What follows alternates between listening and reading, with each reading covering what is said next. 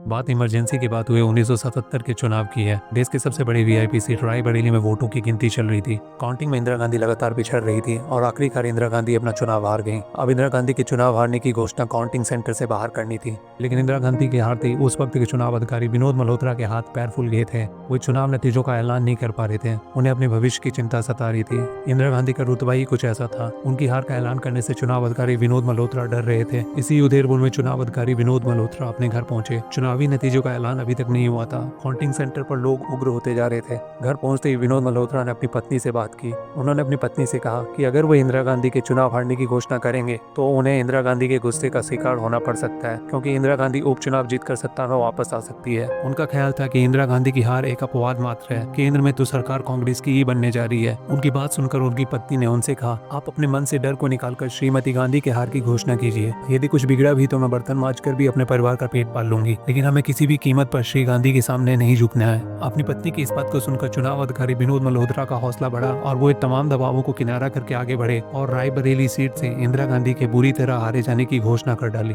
बाद में रायबरेली सीट से इंदिरा गांधी की हार का ऐलान करने वाले चुनाव अधिकारी विनोद मल्होत्रा के साथ वही हुआ जिसका उन्हें डर था। 1980 में इंदिरा गांधी दोबारा सत्ता में लौटी और उनके लौटने के बाद से विनोद मल्होत्रा का लगातार इधर उधर ट्रांसफर होता रहा। इंदिरा गांधी का चुनाव अधिकारी के साथ लिए गए इस रिवेंज के बारे में आपका क्या कहना, कमेंट करके हमें जरूर बताएं। और साथ ही हमें आपके सपोर्ट की जरूरत है। अगर आपको हमारी वीडियो पसंद आए तो प्लीज हमें सब्सक्राइब करें।